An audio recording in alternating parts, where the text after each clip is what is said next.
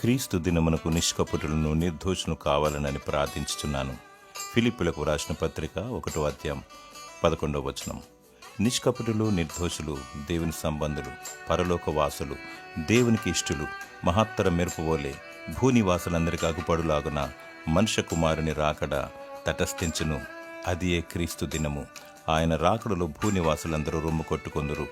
యేసు అనుకొనని ఘడియలో రారాజుగా తీర్పు తీర్చుటకు ఈ భూమికి తెంచును. ఆయన రాకడ తప్పదు, కానీ సమయం ఎప్పుడో తెలియదు. గనుక క్రీస్తు దినమునకు పరిశుద్ధముగా అగుపడాలి, ఎత్తబడి గుంపులో ఉండాలి. భలా నమ్మకమైన దాసుడాని దేవుని ద్వారా మెప్పు పొందాలి.